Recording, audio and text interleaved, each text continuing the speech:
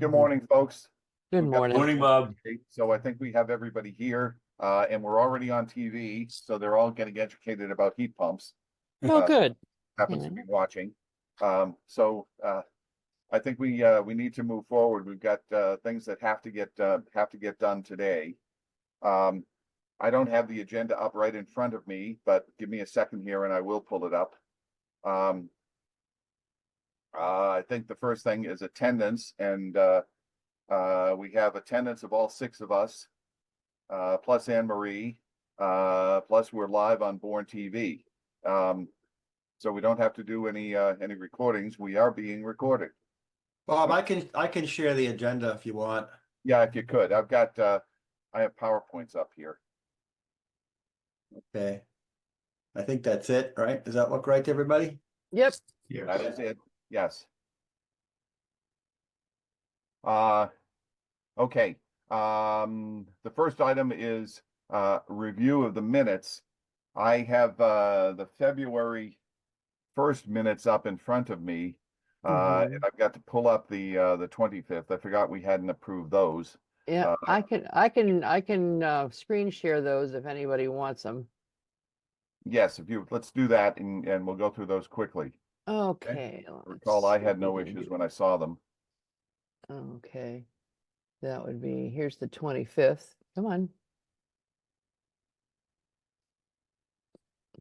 Hey, everybody see that? Yep. Yes. You ought to have had a chance to review these earlier, so. If no one has an issue, I'll make a motion to approve them both as written. There's one slight typo in the second one, which I'm sure Wendy is going to catch. Yeah, probably will, but I can always put that up There's anyway. a D on board is needed in one of the lines. I don't recall exactly where, but that's the only thing I saw wrong. Oh, Okay, I got it. The select bore. Yes, there it is. Okay, do I hear? Got I'm it. sorry, Tony. Do I hear a second? Second. Okay, John seconds. Okay, all those who participated in those meetings, who approve of that, or any further discussion, I should say. Okay. Seeing Now that was easy. Jed, did you get a good idea of what went on? Those give you an idea what went on? Yeah. So first of all, I have to abstain from the minutes because I wasn't there. Right. But yeah, I was able to watch the Bourne Community TV playback. So Great. Okay. well, Okay. Awesome. Seeing any further discussion? Seeing no further discussion, all those in favor of approving both sets of minutes, please say aye. Aye. Those who can vote. Jed is abstaining. Yep. And anybody against? And the answer is no. So those two are approved. Done. Okay. Jed, if you could put the agenda back up. Okay, the next item is review of the MBI information from the Public Access Office. And I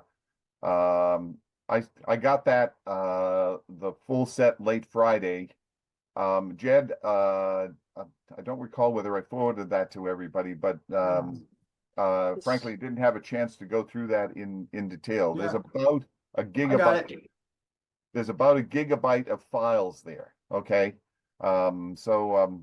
I propose deferring a detailed analysis of that until a little bit later, and we can decide what to do with it. But there is a lot of UCLA and other speed test data, some of which may overlap with what they have already sent to Marlene, who forwarded to us, and some of which is new. And I frankly didn't have time to look at that.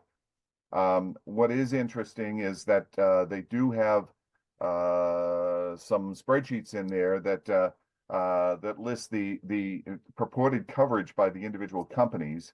And not surprisingly, Comcast says that they have 100% coverage at their advertised speeds throughout the Verizon covers about 12% of the town with FiOS, and then I think T-Mobile is about 4 or 5% of the town. So that is not at all surprising. There was a reference to a Verizon map, which I looked at quickly on another site. And very interestingly, a couple of little segments in Monument Beach are starting to poke up as served by FiOS. So maybe that's an indication of things to come. Basically around Beach Road, Elm Road, etc. And we'll see whether that they populate more and more of that.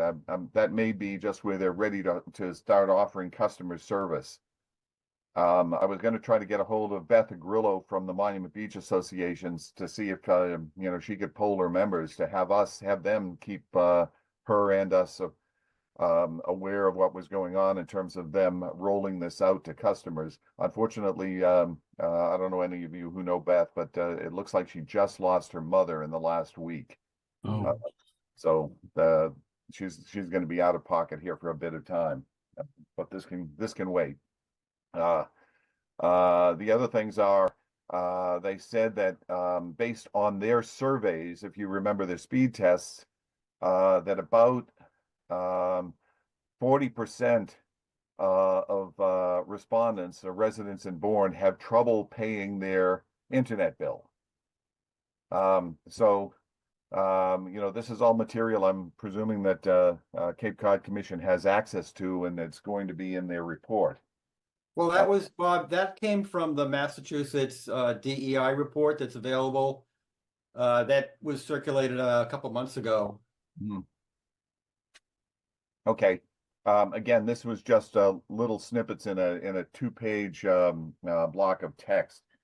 Oh yeah, it could be. Yeah. So there's another document in there, I think, that was a subset of the Massachusetts DEI report that includes all of that.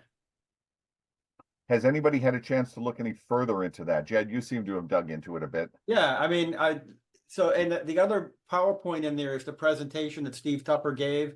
At least I wasn't there in Hyannis, but it looks like that's the presentation that Steve gave at the listening session in Hyannis. It was. It was just about identical. Yeah, and then separate from that was a subset of the Massachusetts DEI report. I think it's just the Cape section, but which I thought was pretty informative. The two things were people struggling to pay the bill, but to me the big highlight in there, or the two highlights, were half of the respondents said that their internet is inadequate.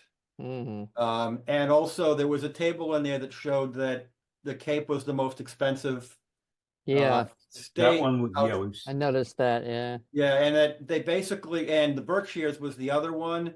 And what they wrote in there was that those are the only two parts of the state that have only one provider. And that if you look at Boston, which was the lowest, Boston has 3 providers. Right. And so there's a clear correlation between competition and price. Well, those are 2 points that I can cover verbally on Tuesday to the select board. So, I can just say we've started to review that. That, of course, is in the first quarter of 2024. So that'll be in our next quarterly report, is some discussion of that. But that basically reinforces everything that we say. The state agrees with that.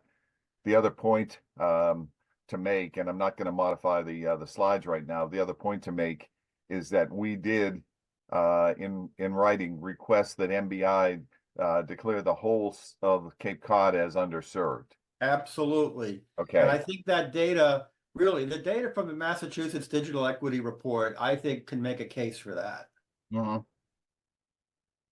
Good. Okay. Well, again, I'll say that verbally and say that we've only had the this big data dump from MBI for a week, but Brian, it was an excellent idea to go after this with a public access formal request. And they were very candid when they couldn't get all their own Ookla data together in time. They asked for an extension, and obviously I gave it to them. It wasn't like for a month; it was just for the remainder of the week here. But so I did and some other correspondence back and forth with Jody Jones, who's the head of the Mass Tech Council. I congratulated her for MBI's a very prompt response on that. Okay, the next big thing that we need to do is deal with the select board presentation and report. And I'd like to start with the presentation because that's going to be right before Tuesday. The report can kind of be in draft as and it's got a my personal opinion is that we've got to do some work on it there. But would everybody like me to pull that up? Yes.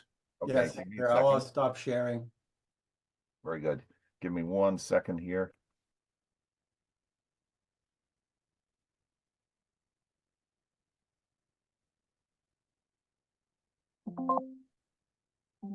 Is this to be presented next Tuesday or the following week? It's next Tuesday. If you Next week. folks can give me a second, my battery is running out. Oh dear. 1 second. There's the end of the plug. Here we go.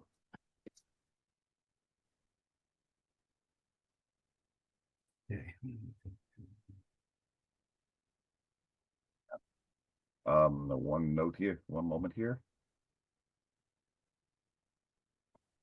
Yeah. 6.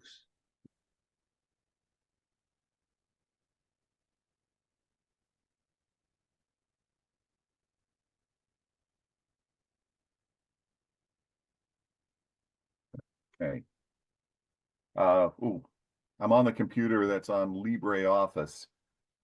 So I can't make, I'm just going to be taking notes on some, if any changes are needed here. Okay. I can put up what I sent to you already, if that's useful for you. But you Well, may we'll you do that probably with the, let's do that with the report. I think the presentation can go forward from here. okay. First, as everybody, first I want to thank John for coming up with an alternative outline that was a lot more to the point. I think what we had done before, I'd like to include in the report as kind of an appendix, and in this PowerPoint presentation, I'll have those as unprojected or hidden slides at the very end of it in case questions come up about it. But what I've done is talk about back down on slide 4. I just did a full dump of the comprehensive charge from SciTap, and I'm just going to put that up there. Tell them that it's there for reference. They can't read it here, but we're fully available and capable later in the presentation to discuss any of these items, and we have the activities and accomplishments listed for each one of these for anybody who really wants to get into the weeds. Okay. Do you want me to go through this slide by slide? Does anyone have any? Yeah, this is the first time I'm seeing it, Bob. Okay, no worries. Again, I've got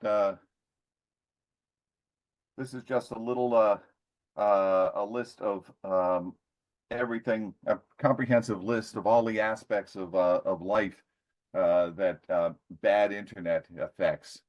Where are we? Okay. I have your second version here without the typos and edits that I sent you. Well, no, this- this what I have up right now. Let me come on, hang on a sec. I'm not sharing well. Why isn't this sharing? One moment. Try this again. Share screen again. It's still. Has somebody else got control of it? Yes, I do now. Hallelujah. Okay. There you here go. we There we go. There All we right. go. Yeah, cool. Okay. Yeah. That's Okay. fine. I didn't hit the green button right. Okay.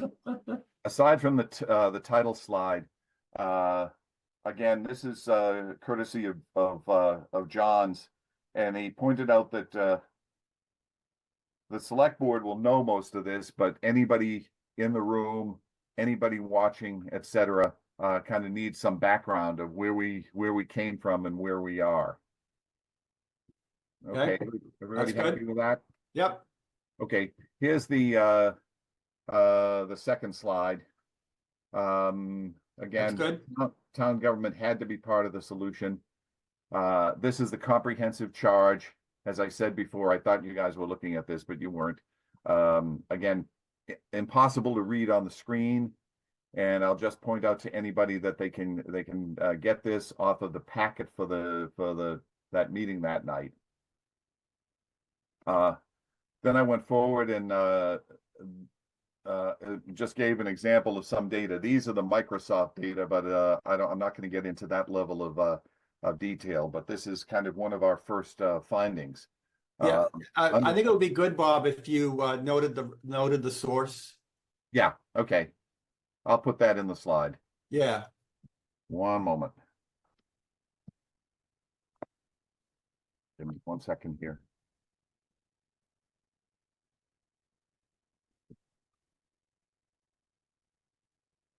That is.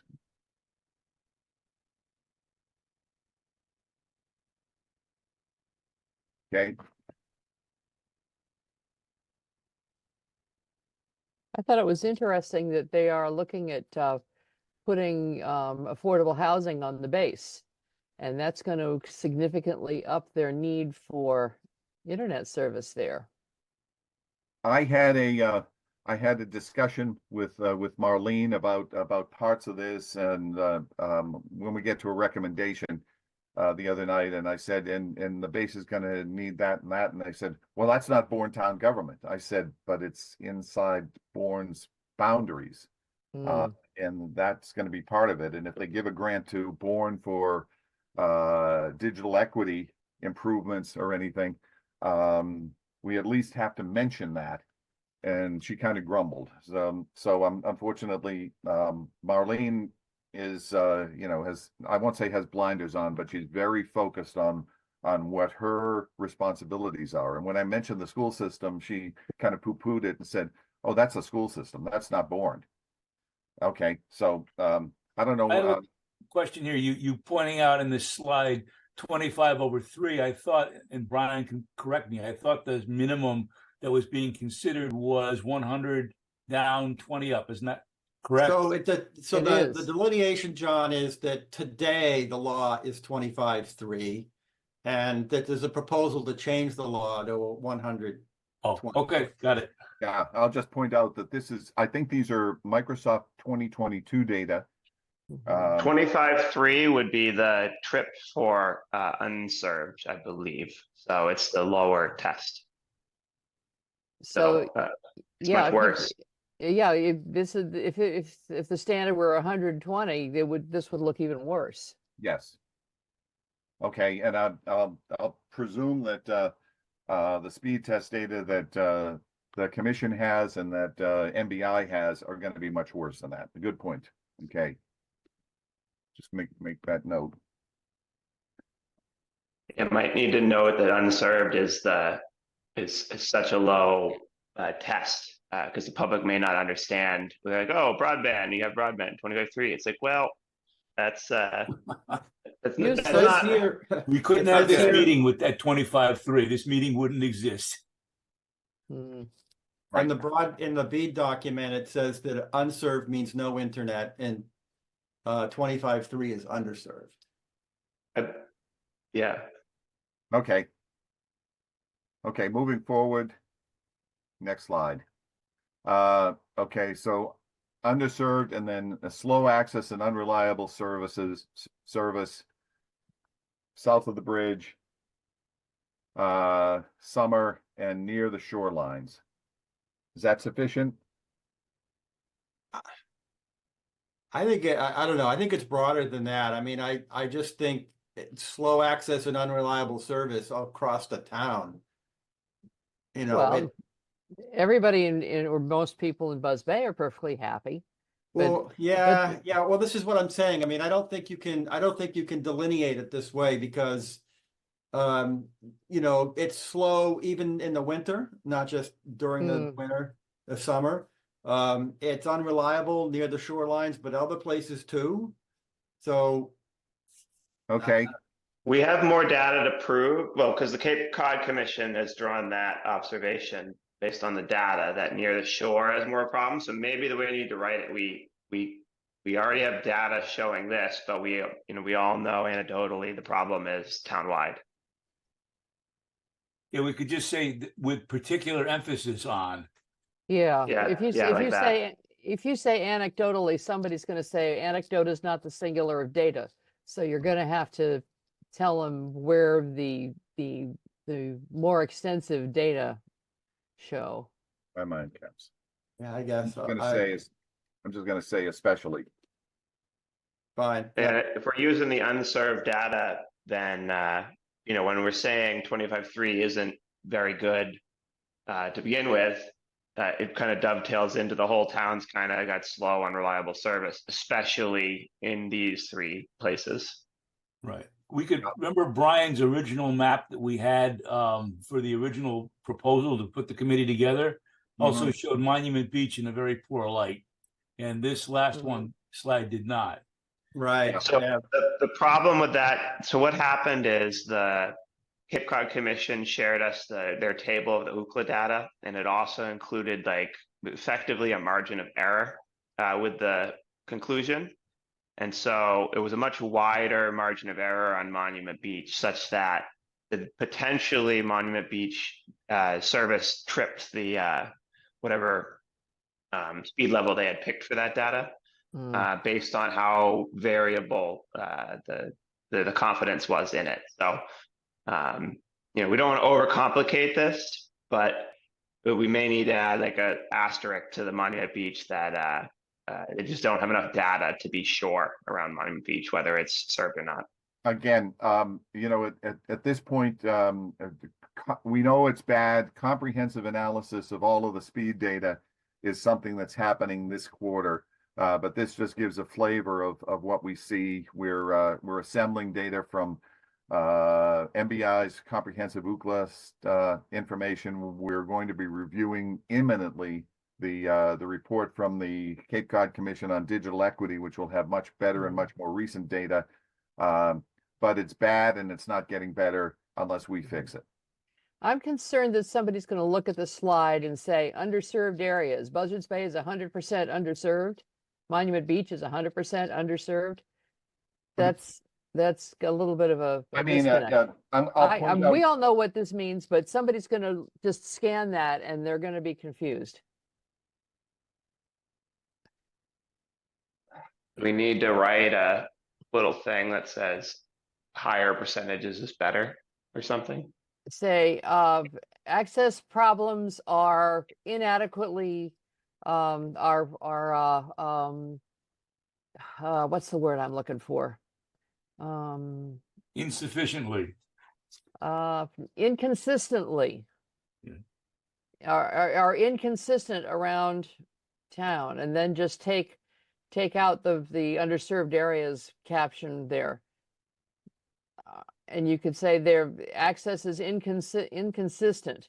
And then you can say, for example, Buzz Bay has, pretty close to pretty good, but Kitama, Joint Base, Pecasset, Sagamore, and Sagamore Beach are not. And then point out that the 25.3 is such a minimal standard.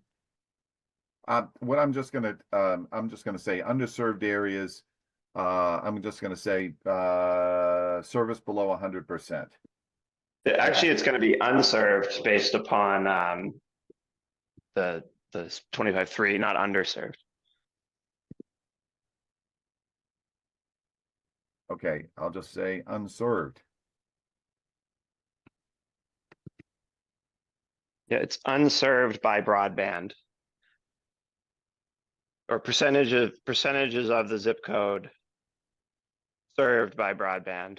I can say all of that verbally. No. If they're both reading and listening to me, it's going to get very confusing. I mean, they're smart people. They can ask questions. Yeah, I think it's but unserved area, service below 100%. That's pretty good. Yeah, and we'll just leave it at that. Okay, slow access, unreliable service, especially yada yada yada. Okay. Broadband delivery options. I'm gonna just bold this first coax cable. I'll let everybody go Well, ahead. yeah, I think you have to restate that, because this is Comcast is a fiber-based network. Yeah. That happens to use coax for the last couple hundred yards. In the world of, in that world, it's called hybrid fiber coax, or HFC. Okay, Okay. but I think it's important to have some notice in there that a lot of people rely on copper cables and Everybody on the Comcast network relies on coax. However, the point is that it's a fiber-based network, and that the amount of coax is being reduced all the time. There are parts of the country where there's almost no coax left in the cable network.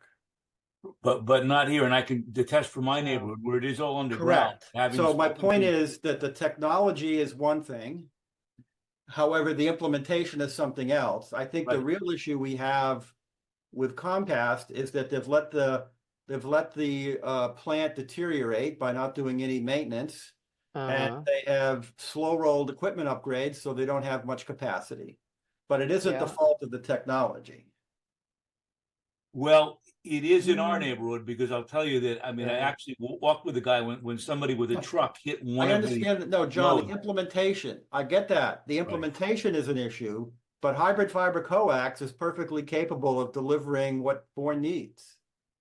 Except, Assuming for a minute that except that those it's cables fiber go, right those within cables within. go all to hell in a couple of years. I mean, our Well- neighbor ripped all our cables out of our house, and Correct. when we got new ones, we had great service for about Correct. 3 years, and then it just, Correct. corroded It again. needs to be maintained. I They'd agree have with to you. That's the quadruple their implementation. investment. They'd That's have to the quadruple their implementation. investment to do it though, so they'd have to split the nodes. They'd have to then go through all the cables and clean them all up, and like, so it's a pretty hefty overhaul of deferred maintenance, so maybe. That's- in terms maybe- of this, in terms of this slide, I think the point is that where there is copper cable in use, it sucks because Okay. of I- a bad, and that's what this says. Maybe the compromise here is we say that due to deferred maintenance and lack of upgrades, this copper infrastructure is blah, blah, blah, blah, blah. Correct, yeah, totally. Well, it says that. Yeah, Well, no, but you start off by saying coaxial copper cable Comcast, but it's fiber. yeah. You're missing But the. I it- understand that, but it's where the copper is where the failures are Of occurring. course, but And that's what we're trying to communicate to these I get people. that, but people, you're gonna lose people that know this stuff. Okay. Okay, so let's It's figure out a way to hybrid write fiber this. coax. How about I just say coaxial copper cable To the home. Yeah, to Okay. the house, yeah. Right, And- that's kind of what I pointed out when I sent you those notes, Bob, that they are fiber up. Okay, in my little neighborhood here, which is about 8/10 of a mile around, it's fiber up to the pole right on out on County Road. From there, it becomes coax, and I've actually walked with the technician because somebody hit one of the nodes here, and there are amplifiers all over the place, and it's a mess. I Right mean, now, it is. I mean, I think that it's not like in the Boston area. Literally, it's fiber up to very close to your house. Not here. right. So on number A, Bob, so Yes. Comcast does not limit internet upload to maximize download, right? They're fixed. Okay, I think a better way to say it is that Comcast doesn't provide enough capacity to handle the Okay. upload demand. Right, Okay. but because they split the capacity off, so they have a higher. No, because that's fixed by standard, right? The DOCSIS standard tells you how many upstream channels you can have, not Comcast. I believe I looked into the DOCSIS standard, and it can be quite a bit higher than that, depending It on how they can. decide to do it. That's Okay. correct. However, you basically do that by extending the spectrum and introducing more upstream and downstream. It's That's not- gonna They totally can't do that because confuse of the them. coax. Right, so that's what I'm saying. So I think the point is it's capacity limited. So Comcast is not providing enough capacity to handle the upstream Okay, demand. that's Okay. probably a better Then say technical way that. to say it. Okay, Okay. Comcast, They've already admitted to overloading the nodes too, so Yeah, they're right, effectively right. like, Capacity. there's a fixed amount of the fiber. Well, not fixed fiber is the wrong There word. you go. but, That's fine. capacity. with whatever too. tech they're using, it's X amount until they, For make the adequate next leap surface. with There you go, lasers. that's fine. All right. let me get rid of Um, the For on adequate D- download or just for adequate service? adequate upload. Yeah. Adequate upload. Especially, on for- B, why don't I just say lacks capacity, especially for adequate upload? excellent. Okay, there you go. Yep. Okay. Okay. The inline, just to be clear, the inline amplifiers are going away. So I don't know that that's long-term. Are they still out there right now? Yes, Oh, they yes. Okay, Okay. then leave it. Okay, Then this they're is the there. current status. Okay. Uh, I didn't say, especially when you use indoor coax and indoor connectors out on outdoor poles, but on That's why I said show that picture, Bob. Oh, You- totally. hang on, Yeah. wait a minute, hang on. It's amazing how something that can work, it isn't because they just don't care. Totally. Like I said, in my I mean, old it's- neighborhood in Natick, it worked a lot better and it was much cleaner up on the poles. Okay. Yeah. Okay, so I'm on coax. Yeah, the only other thing, you talk about environmentally induced failure. I think as big an issue as anything are rodents. Okay. Rodents? Yeah, squirrels. Yeah, squirrels are as big an issue as corrosion. Cars, yeah, squirrels love cables. And In they- Asia, yes. they poison the cables, but that's not lawful in the US, so Right. you have to, And, deal with the poles and prevent them from getting on the poles. So that's another And- issue and- with the trimming, and pole construction sucks here. Right. And squirrels don't discriminate between fiber and coax. No, they do not. I had just the one This is time I true. ever had a fiber failure, not personally, but at work. We actually had video of the squirrel Yeah. from a security camera eating through the fiber. Okay, Neat. Well, I Moving mean, and the other thing is, people say, well, you can just like put metal around the poles. And I said, that's great. And then they climb up the tree and jump. So, again, we're Yeah, not that's- going to be able to go into this level of detail. If there's No. somebody in the audience who complains about that, we'll respond accordingly. Yeah, Okay. that's fine. Yeah, I we'll I guess- mention we asked about the polls like 97 times to the carriers because they're bad. So that can be a different discussion if it Mhm. comes up. Yeah, Okay, and yeah. item D on this is poor infrastructure construction and long deferred maintenance lead to poor and intermittent service. And then zoom. This is yes. Oh, There this you is go. it. I love this. yeah. I love this. And And this that's is where you point out that, indoor stuff that's designed for indoor use should not be outside. Again, we've got 15 minutes here, so Yeah, I would just leave this picture. This is all you need to do. You don't need to see anything else. This is probably Yeah, right outside you know, your house, Bob. I think you but can this is on almost skip Bartles over. Landing Road, but it's within a stone's throw of my house. Yeah, And the this boxes is, up on the side are amplifiers. I don't know what that is up there. That's some I don't kind know of- either. I've never Okay. seen it. Yeah, No this worries. thing down on the bottom is a split. Is how they're serving, and obviously they cut one right off. Which Two is of them. Each Yeah. side is cut off, They right? cut them off, and that introduces a short circuit. And depending on how far away it is, wavelength wise, it can present a problem. It's just Tacky. Yes. Okay, moving on. Oh, yeah.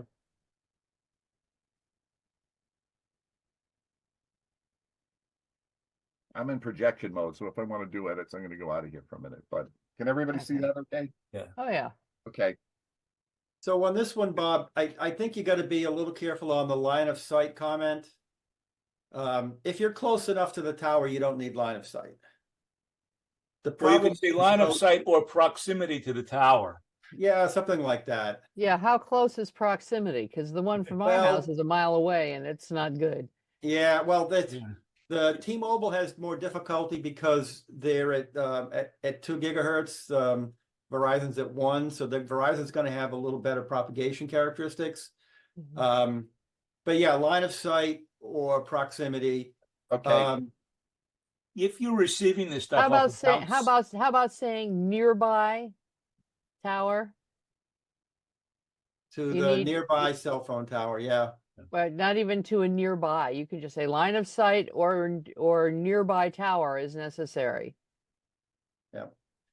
I would just lead with the FCC calls it unreliable. Yeah, I think the Because last it point kind of anyway, is. Like you can literally have neighbors have one as a gig and one as 100. Yeah. I think you can eliminate point 2 and point 3 is really the big one. Can you make your text box wider so reliable service goes next to 4 rather than kind of floating out there by itself? Yeah, give it a try. There you go. Okay, there's somebody has introduced spaces or line breaks or something there. Make those go away. Keep going. There we go. All right. Yeah. And then you So- can lose that extra space line. Well, I'm losing the whole line below it. Right. I'm The using, thing is that if Yeah, even if I you're think ne- so, because the Yeah. point 3 is the big one in my mind, Yes. really. Plus Did you distance really mean to affects do it that? too. Also, if you're not getting a direct line of sight path and you're getting a reflected signal, depending on the nature of that reflection, it will slow the data way down because what you're going to get is a direct and an indirect signal. And then the receiver has to try to determine what is correct and go through a lot of error correction, and that slows everything down. The So other you're point- trying to stream something, it's not going to work very well. What It's I'm is just- just gonna say, if, or either of you guys, who, the techie guys, are you guys gonna be in the audience on Tuesday night? Yes, yes. Yeah, I'm going Okay. to try to be there if I can. Okay, Yeah. Wendy's So, gonna Bob- be. Wendy I'm will going to be in Falmouth. Falmouth, okay. Presumably if we're at an open meeting and we're presenting at an open meeting, we don't have to worry about, quorum or anything else. We're not voting, so you're Yeah. just chiming in What- on a report.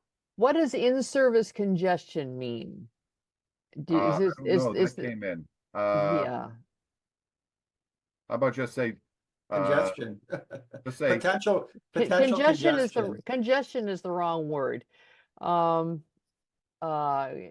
times of heavy use, or just say cell service has priority over broadband and leave it at Yeah, that. that's fine. I agree. I guess one other thing, Bob, just to be clear, right? Verizon also offers fixed wireless in Bourne, so we don't have a screenshot for it because Right. I didn't. Well, I thought we had it, but we don't think they offer it south of the bridge. Is that correct? oh yeah, they do. Oh yeah, Okay, all 'cause the I way have- down. It's Okay. 4G. It's 4G LTE. that was in one of the spreadsheets that just got sent to us. But I'm not going to go into. I'll just say T-Mobile, and And See, Verizon. Verizon.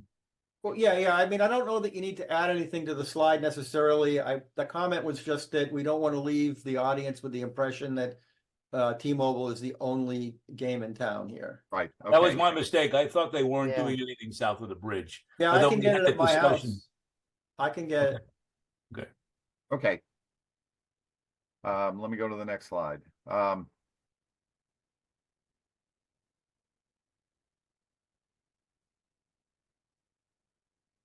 So on B, I mean, Right, can you go back Yes. one? I think I saw a typo.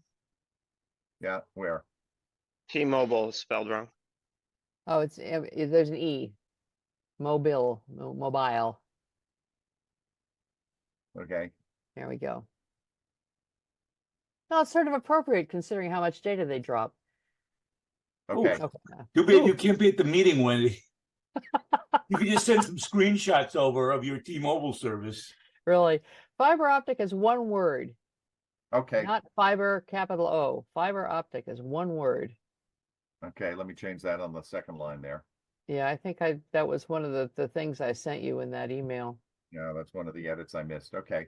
so on that line, Bob, I mean, it's not impermeable. Like squirrels like fiber as much as they like coax.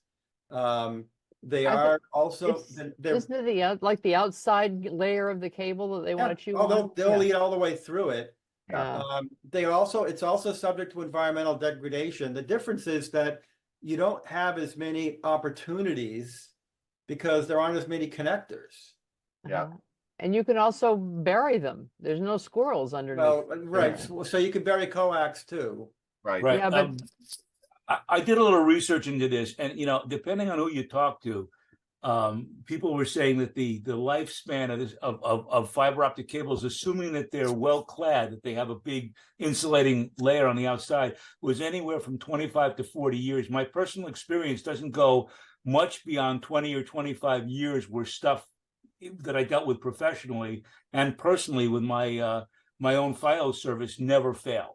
I mean, Some rumbling, it might even go 80, but no one wants to, but no one wants to sign their liability for that. Yeah, But sounds they're like- thinking Right, I the mean, if you newest want to stuff make can a do that. general comment, I think you could say that the life expectancy of fiber is much greater than the life expectancy of Right. coax. Mostly what will break it, from what I read, is not the environmental factors of rain or snow or whatever. It's bending. That's what will Bending and cause weight, problems. So So- again, if you want to make a general comment, I'd suggest that you could say that fiber optic cables have a much longer lifespan than coax cables.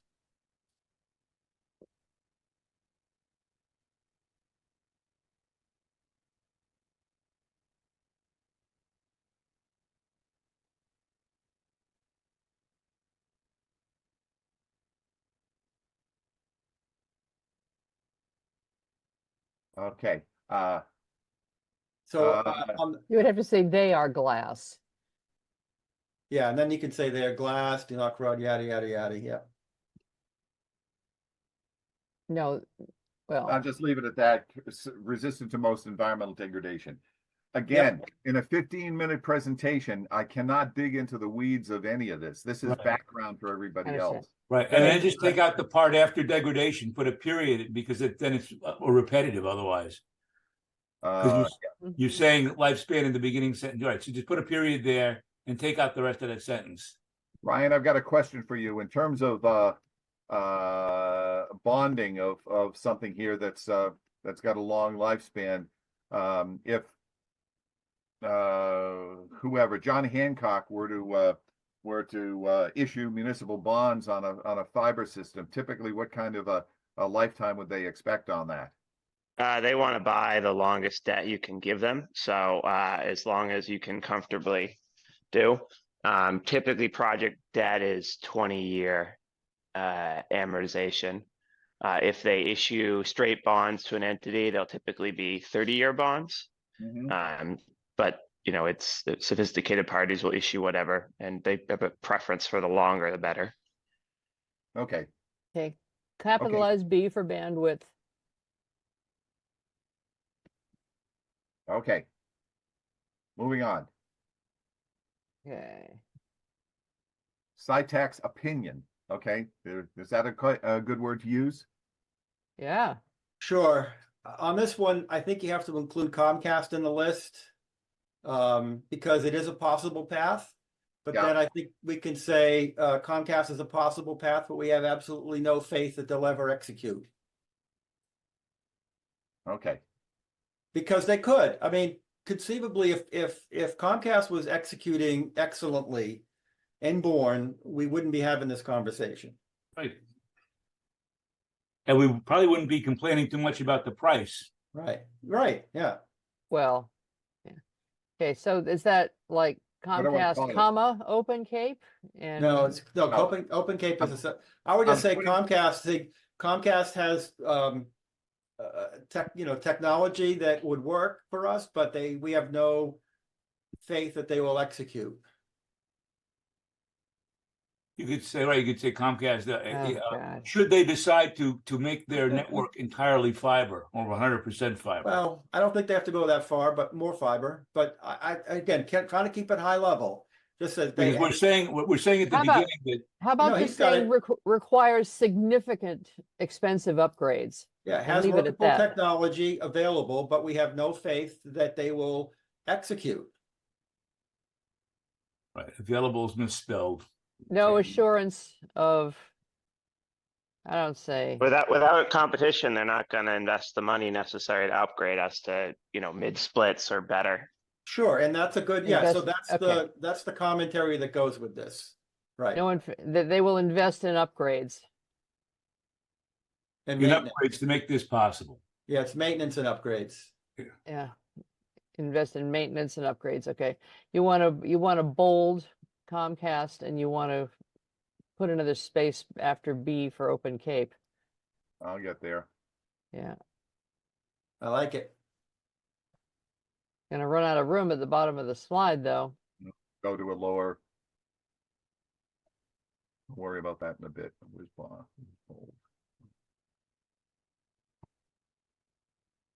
I hate Word. All right. Okay. You know what? Okay, that's all like out of alignment, so you'll need to fix that.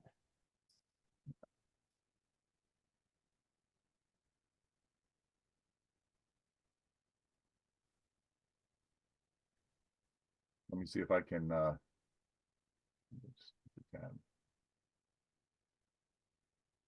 Well, I would even say where he says has workable technology in parentheses, you could put something like, should they go all fiber or 100% fiber?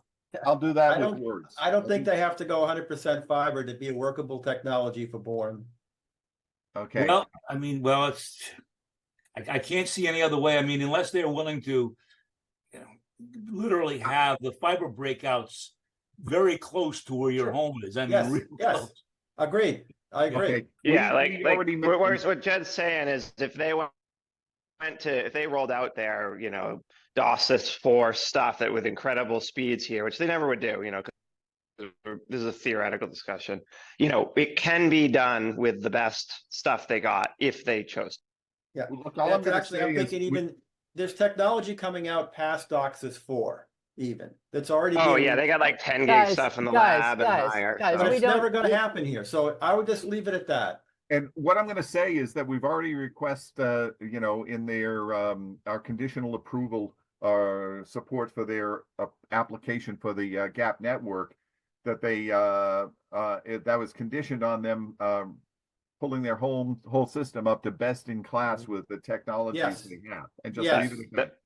That was actually Okay. mid-split, so it's not even best in class. We're just asking for an upgrade to the next one. Yeah, really. Like, Okay, you want to take out the one parenthesis because that doesn't add anything to this slide. Okay. Well, again, And then you can up that a whole line, and you'll have room down at the bottom for the rest we're of on your the- okay, municipal we're back thing. on the page again. Okay. Moving along, because where are we right now? Well, I got Oh, two that's pages. awful. I want to get to this. This is Ah, courtesy of Tony, who pointed out the three classes of MLPs adding broadband in Massachusetts. By the way, every place else in the country, at least on the electrical side that I've dealt with, these are called cooperatives, and they're essentially the same model. You know, the same funding. mhm. You know, they have separate bonding capacity, etc. And sometimes they're collections of counties or municipalities, but it's the same model. You know, the first is any MLPs that already had the poles, they had electrical service on the poles, they had the back office billing, they had at least electrical service workers capable of going up and working in the electrical space. Those guys could certainly hang cable. This was a very easy spread for them.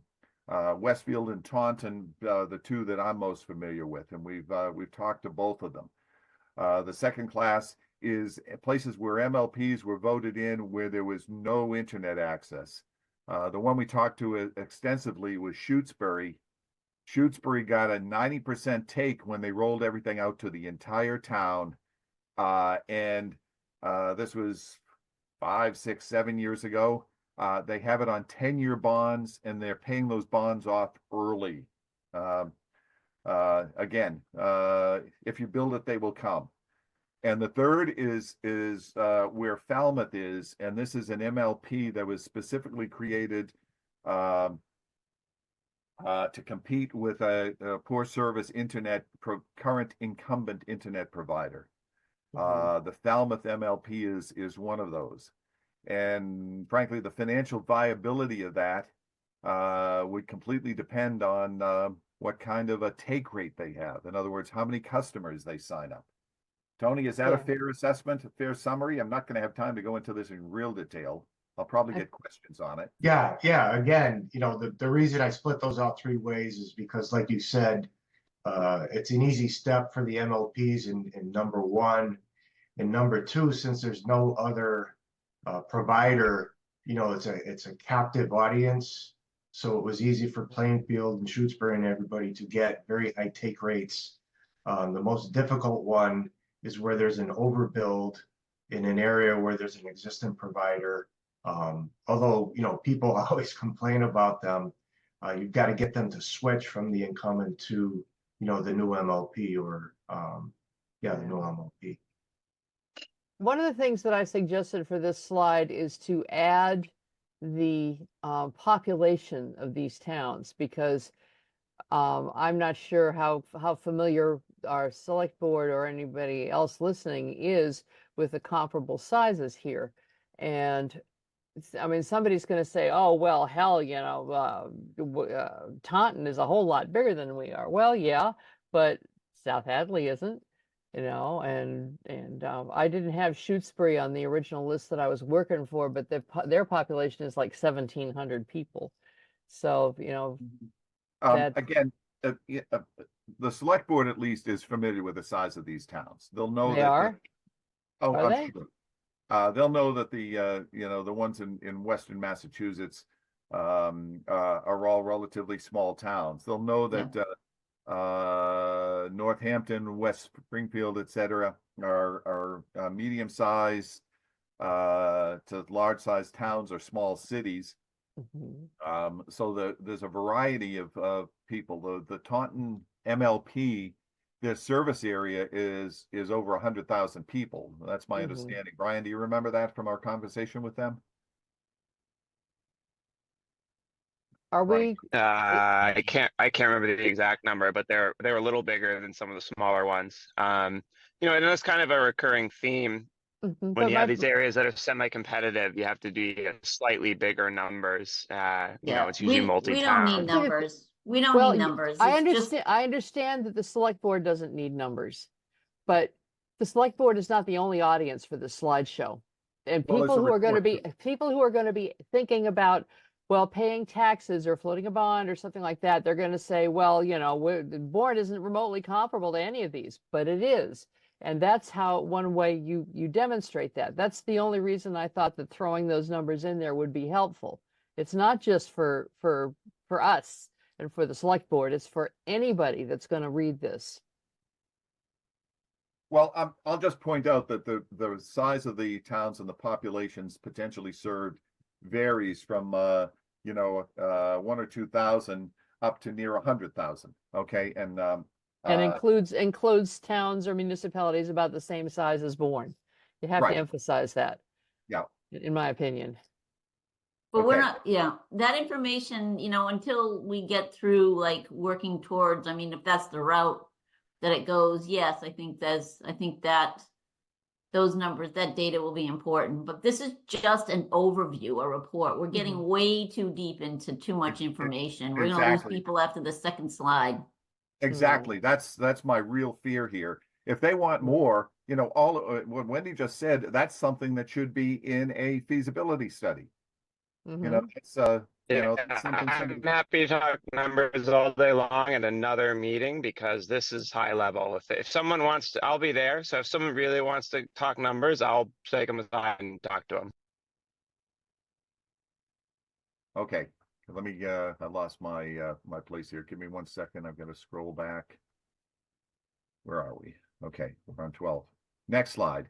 The other big point is that there's government grant funding.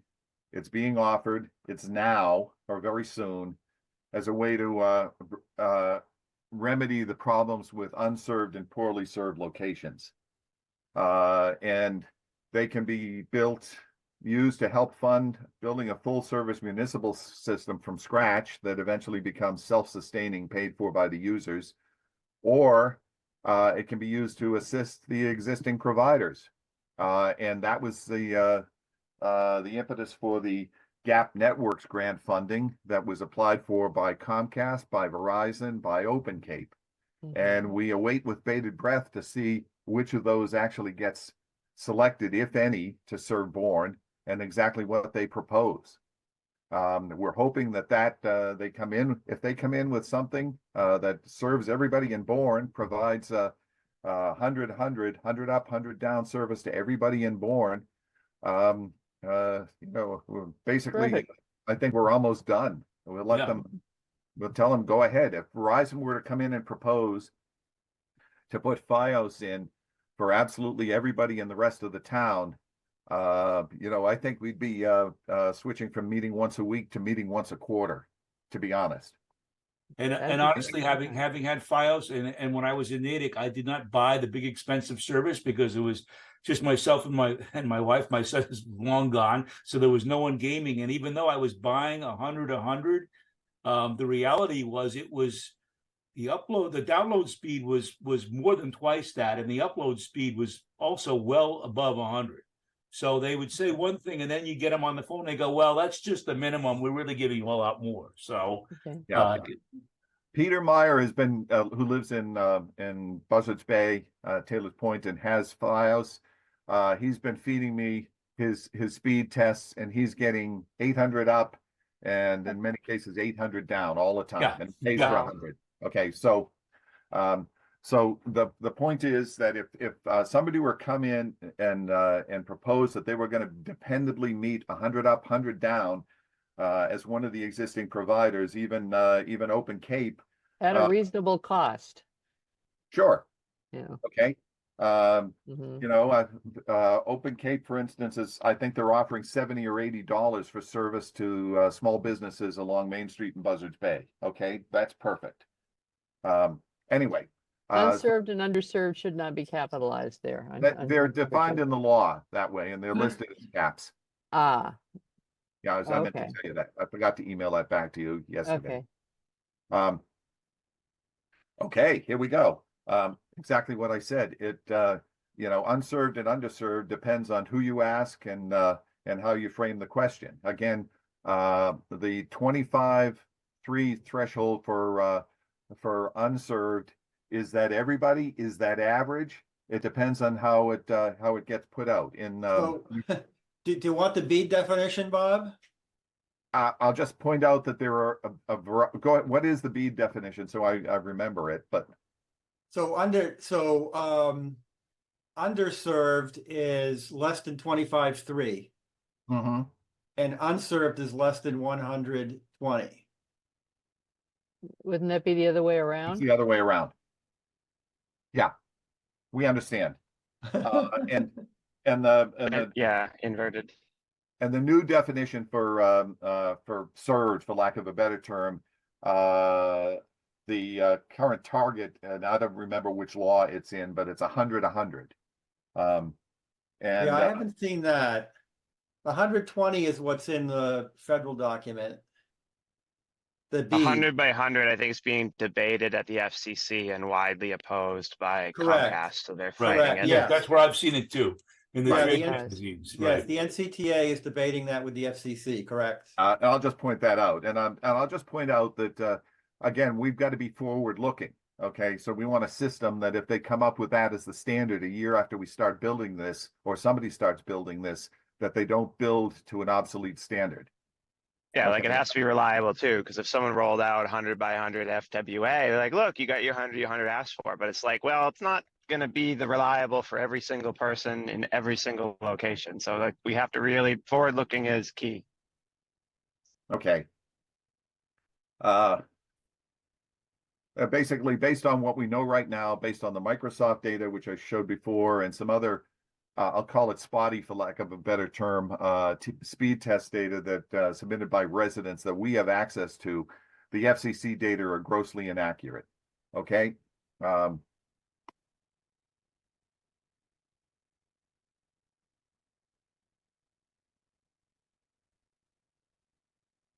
The first white line there, the onus is on the municipality to show that the broadband service is poor.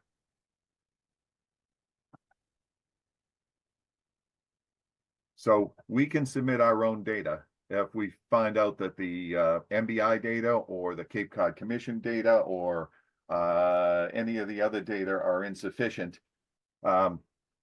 We've gotten a bunch of new data from MBI last week, and frankly, we haven't had a chance to look at it. It's a gigabyte of Excel spreadsheets. So it's going to take a while for us to be able to take a look at that. But the other thing that's enticing, and it was attractive to MBI, is that the city of New Bedford put through the school system, they put apps on all of the Chromebook computers of the middle school students who took them home, and were instructed to just leave them running when they were at home. And they ran periodic speed tests, and they found that the entire town average was below 25 for the entire city of New Bedford.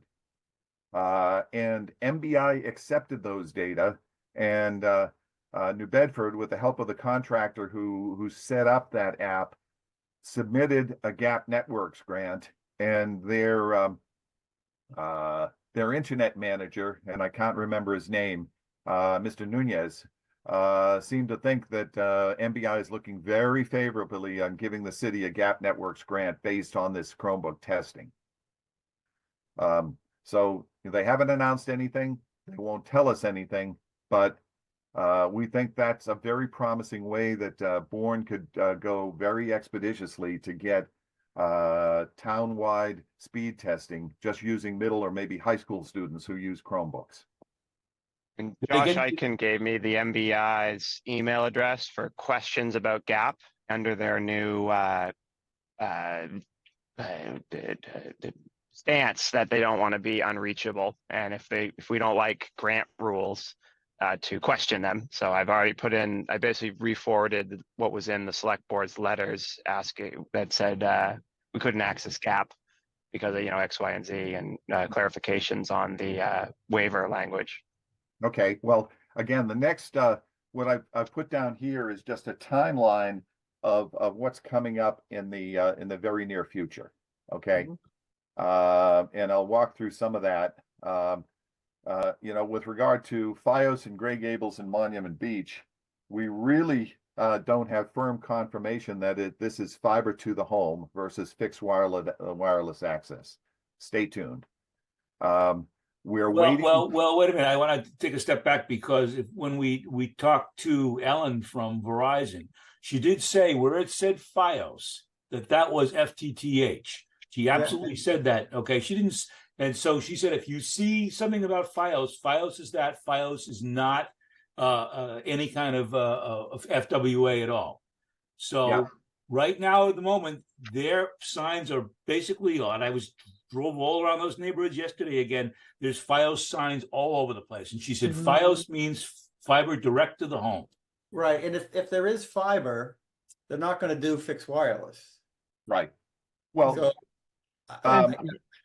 For what it's worth, FiOS on all their printed stuff and website is not all capitalized. Only the F is capitalized. right. So Bob, I don't think the fixed, even if you look at their public comments, fixed wireless isn't in the picture. they are advertising, and I checked, and it is available. They call it Verizon Home Internet or Verizon Home Wi-Fi. Right. But Okay. they don't call it FiOS. Right, but that's Oh, they do not call that FiOS. Okay, I'll point that out. But again, Yeah. they theoretically do have the option to do fixed wireless access. For somebody who's down a dirt road a mile down the road, like many of the Herring Pond Wampanoag, who are way off in the woods on the north side, that might be what gets provided to them. Okay, so let's leave that as an option. They have the option. We'll see. Right, but the who and what is, you said Verizon FiOS and Gray Gables Monument Beach. That's going to be fiber to the home. Okay, I'll eliminate that. I'll just say, we'll let this hang on. Hello, please leave a message after the tone. Probably a solicitor. Just going to put when. Okay. Yeah, there you go. Yeah, That's there you good. Okay, we'll leave it at that. The next big shoe to drop here is Verizon, Comcast, or Open Cape. All of them have hinted, either asked for support from the town, or they presumably have it. Open Cape has some application in which we're unaware of any of the details, and we don't know with any of those whether they're going to include Bourne if they get grants. So we have to stay tuned. And those are the phase one gap networks. In mid-February, where we are right now, we are awaiting anxiously the Cape Cod Commission Digital Equity Planning Report. Liz was supposed to call them and find out when it's coming in, and we have not heard anything. She requested that I do not contact them. I have to go through her to contact the Cape Cod Commission, or we have to go through her to contact the Cape Cod Commission about anything having to do with digital equity. And I believe it's due Really? out by this week. Yep. So Okay. if she doesn't already have it in hand yet to review, she will get it shortly. Okay. Well, I'm going to go forward from a position of ignorance about that and leave that at that. We have 3 business days until the select board meeting. There's no time to, even if it comes in, even if she gives it to me today, there's no time to do an adequate review of it and get slides up. That'll get deferred for the second quarterly report, And yeah, that's fine. That's fine. sooner. Okay, because under item V, item 5, Roman numeral 5 in the charges, we can meet more frequently with the select board as grant opportunities, et cetera, pop up. So we'll avail ourselves of that if a time critical window opens here. Based on the public information that MBI has given out, they're giving out $100,000 grants to towns with digital equity studies. We're almost certain if we have a viable proposal, almost certainly we would win one of those grants. Based on past experience, MBI is going to require a very fast turnaround on grant proposals. I'm sure based on everything else we've seen, we could have 2 weeks notice to get a proposal in, and then they'll take 3 months to grant it. But, we work under their rules. We are going to advocate that the town does some pre-BEAD speed testing. And I think this is fully applicable using the 100K grant money if we were to apply for it. And this could essentially would be through the school system, and Chris Oliver from the school system is already amenable to this if the money were to come up. If there were a viable path forward, he's ready to take this to the superintendent and the school committee. The next item is the Affordable Connectivity program is running out of money in April. What's going to happen is the number of people who have trouble paying their bills is going to skyrocket. The number of people who potentially are in or underserved areas is going to skyrocket when people drop service. And that's a worry, and that deals with digital equity. In April, phase 2 of Gap Network grants come through. Like phase 1, it might be aimed toward the bigger companies, although Brian was able to eliminate their ridiculous bonding requirements. So maybe Bourne or somebody like us has a better chance of getting money. And in the second quarter sometime, the speed data challenge testing has to be done. We need to be able to show both the summer slowdown and crashes, as well as if we use the school system, we need to show the activity by the school kids. And we can talk about that in a bit. And then, Brian, is this correct? In either third or fourth quarter of 2024, the B grant money will be out. And if but we have to focus on winning it first. Right. Yeah. But or B grant proposals, I should say, will be due. Okay. So the problem is that date doesn't indicate how much work is going to be done many months before, because the primary way we're going to have a BEAD proposal is by winning a challenge. So we probably need to start thinking about procurement for a contractor to write that BEAD proposal, because it's going to be heavily technical. But we also need to be thinking now about the contractors for the challenge.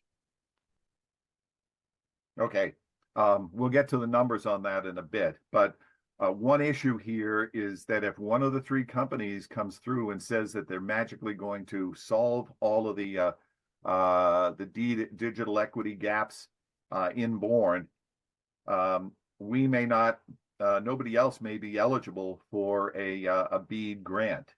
And that in itself, I think, is something that ought to be challenged. Yeah, Okay. yeah, I think as far as their new tactic of challenging their rules per their request, we should be challenging everything that's in the way of doing our job of making sure everyone has adequate service across the town. Okay. Okay, here are the recommendations. The first, of course, especially if this is coming out in a week, is we need to review and follow the recommendations of the digital equity planning study. And this is only going to be an interim draft. Okay, it's not the final report.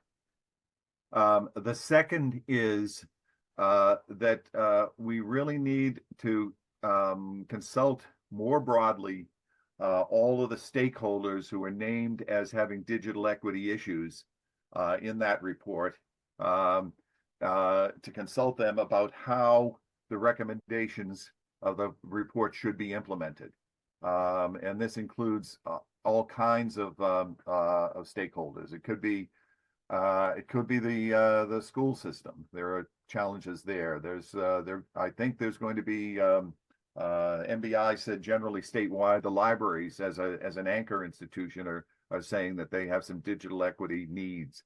Certainly the speed testing would identify in more detail through the school system what parts of town specifically are having problems, or at least get representative samples across town with Emory. How many middle schools in town? 450 middle schoolers? Roughly, yeah. Okay. That certainly would cover most of the geography of the town, except perhaps some of the right on the shore, heavily summer only or 3-season houses where kids don't live, frankly, like my neighborhood.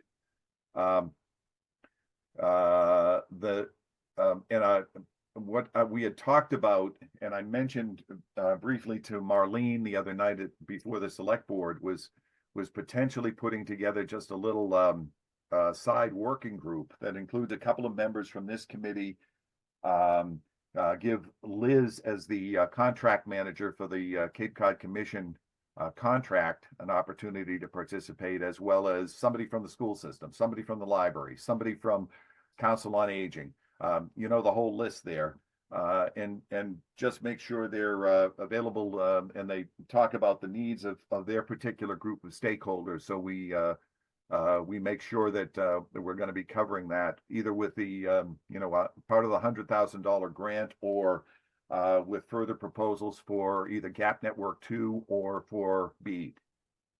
The next, of course, is we want to see who wins these Gap Network grants in Bourne, what they're actually proposing, and identify what the winning attributes, not only are the ones who are going to serve Bourne, but the ones who are serving other areas. When we look at the proposals and their plans, to see, okay, what wins when MBI looks at it, to be honest. Again, we need to do the speed testing, and we're recommending middle school speed testing, and that would be used as hopefully an area challenge, or maybe very specific pinpointed challenges to the FCC maps. Can I ask you just a quick question, Bob? Do the kids keep the Chromebooks over the summer? Some of them do, some of them don't. There's a number that have summer school, from what I've heard. I don't know the number, that keep these over the summer. One of the issues, of course, is that the speed testing, at least the primary window MBI is mentioning, is June 15th to July 15th. School is out of session then. But if some of the kids take them home, and they also take them home and they do another set of tests while school is in session, we can do an A/B test between the two. You know, it's not perfect, but it's at least a way to get the consistent testing done for not a lot of money. And we may need to expand the population from just middle school to high schoolers and possibly more in order to get enough data points, but that's a problem for a consultant to sort out. Right, right. Well, I know that all middle schoolers get a Chromebook. Do they offer Chromebooks to all the high school kids too? Oh, yeah. And do far they as I know. take them? Or do a number of kids use their own equipment? A lot of them have apps, and they've got specific software that the school loads onto the computer for them to use at home. Okay, and so And they the could library might want some so they could Chromebooks get for this digital equity too. so they could get the speed test app on their own machine. Possibly, if the school does that. Mhm. The way New Bedford did it is all of the middle school students have access to Yeah. the Chromebooks that they all take home, and Right. and again they got 2,000 different locations that way. And to be clear, the Chromebook solution that Sean Gross did, it's what I would call a system level software agent. It goes into the Chromebook operating system. It's not something that gets loaded on top of Windows or anything like that. So it would be a different solution in that case. Right. Yep. Okay. The next is we continue to track as best we can the current performance of the network operators and ISPs in Bourne, and it's mostly Comcast, and also evaluate how Verizon rolls out FiOS in Greg Abel's Monument Beach. And we continue to look for opportunities for partnerships with other towns. Okay, recommendations to the select board look very much like that. Number 3 is we're almost certainly going to have needs that can be remedied with MBI's $100,000 grant. The bullet immediately before that, number 4, and I did eliminate all the bullets here just to save space and squish this onto one slide, is fund a contract to do middle school homeschool speed testing. And the testing basically, at least the first round of it, would have to be completed, which means uploading the software, letting the contract, uploading the software, and getting a round of it done by May 30th and get a report back. And again, supplemental data collection for summer school attendees as available. And our estimate is it's going to be $30,000 or less to do that. The next is right now we don't know if we're going to go for a challenge, then we may want to use perhaps the same contractor to do a bead area challenge and prepare the application. I don't have a cost estimate for that. Apply for the bead grant. And then the next 2 pieces are bigger. You know, this is almost town meeting size, warrant article size, is funding for an initial feasibility study, either a light feasibility study like Dawson did for Falmouth, or a much larger one that was more comprehensive done than one that was done for the city of Cambridge. They both generally work towards the same objective, and that's basically to take a look at what kinds of feasibility, what needs to be done in the case that the current ISPs don't move forward. Essentially, if OpenCape, Verizon, or Comcast doesn't come up with an adequate plan to serve Bourne, then we're dead in the water unless we move forward with these feasibility studies, and maybe even start an engineering plan that starts to look out at the layout for the whole town. The feasibility study, the engineering study, as I recall, for Falmouth cost $80,000, and that's with doing poll surveys. And I think with some of the new access, we may be able to get the Verizon Eversource poll data free, which would cut the cost of that down, but it's still above the $50,000 threshold that this would have to go to the town meeting. Okay, Well, if they get broken into two, a feasibility study separate from a network design, each would be 50-ish. So might be able to squeeze them, especially with the new access to data. okay. Hmm. You know, going under, you know, 3 studies under $50,000 each from free cash is not going to pass the smell test, to be honest. Is that a fair assessment, Anne Marie? You know,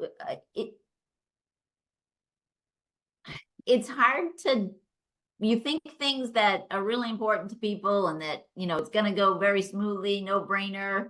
And then some things you think, what? Why do you want to spend that money on that? Of So, course. you know what? It's hard to predict. I think, you know, I think we're really going to have to stress the value of what this means to communities, to our people. Mm-hmm. Well, the rumblings I hear is that something that's in the $30,000 range and needs to be done immediately is potentially something that could be done with kind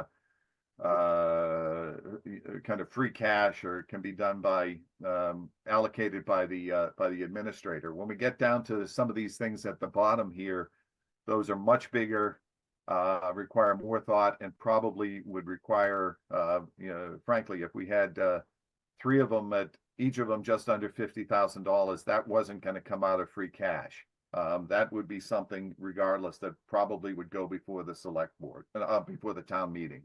That's Yeah, I don't know that, you know, anything we use free cash has to be voted by the people. Unless it's already in a particular line item that we've designated.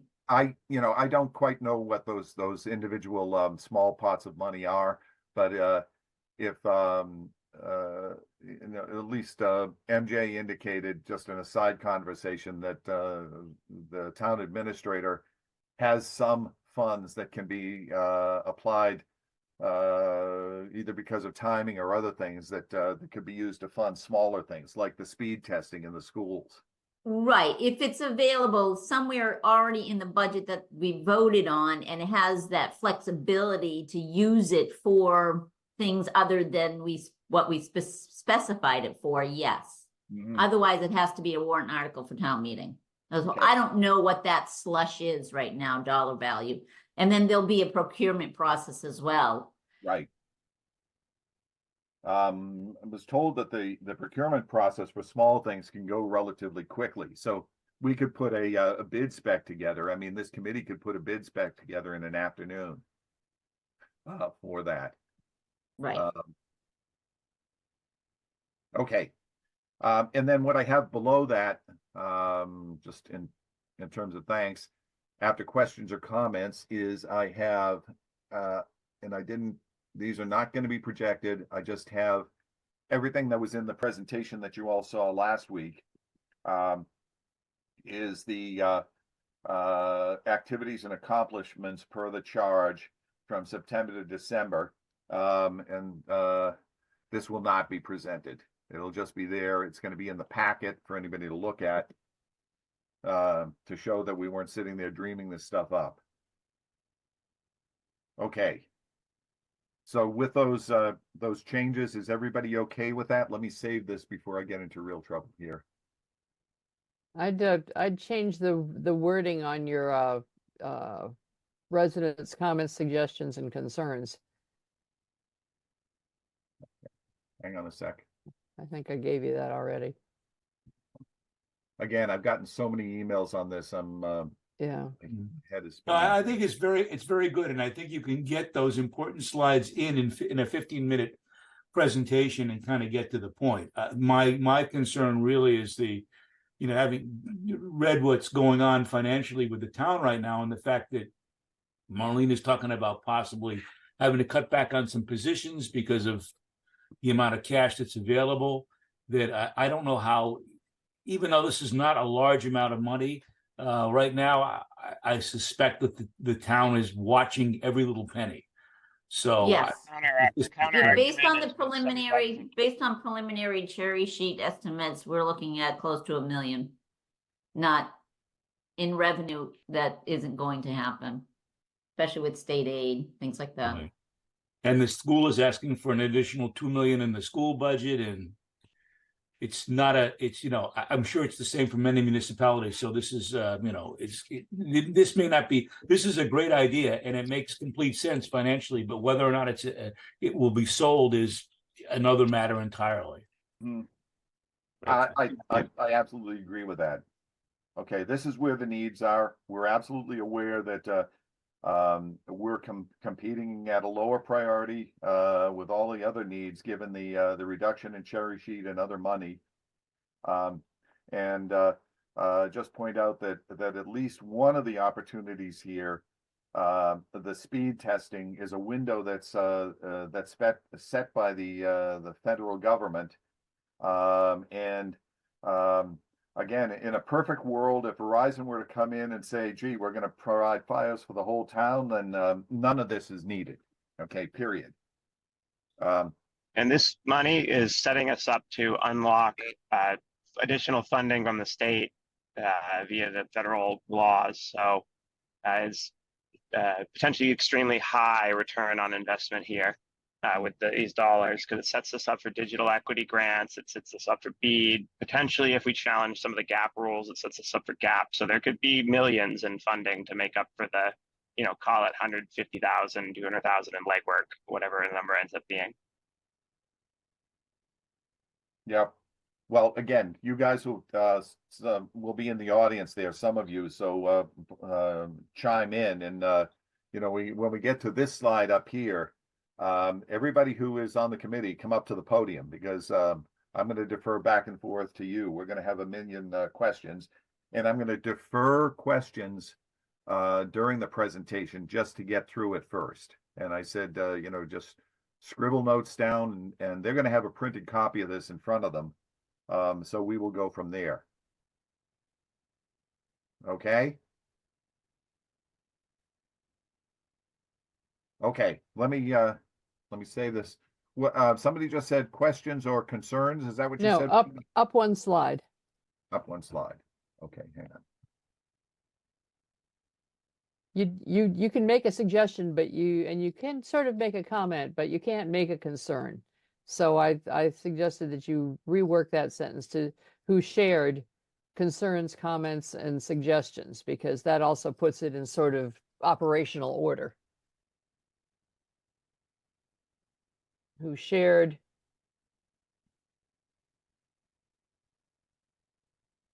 comments, concerns, and suggestions.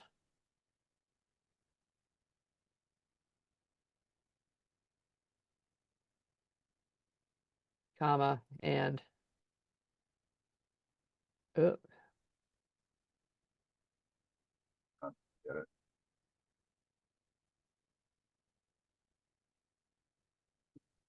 One minute.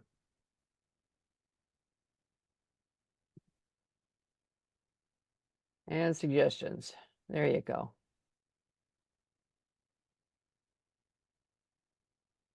Okay. Beautiful. Okie doke.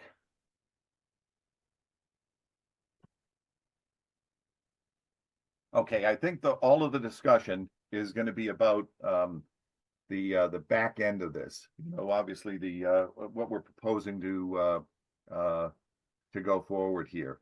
And again, the big decision point is whether or not the big companies decide to come to our rescue and do what we request, or are we left to our own devices? Right now, from what I can understand, Falmouth is moving exceedingly slowly. Maybe Wendy, the same time we're meeting, Wendy will might be able at the Falmouth meeting to hear from any of their members about how they intend to proceed. Mm-hmm. Okay, let me just save this again.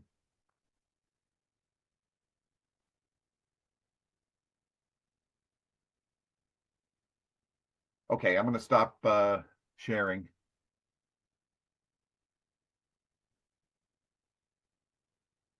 Share.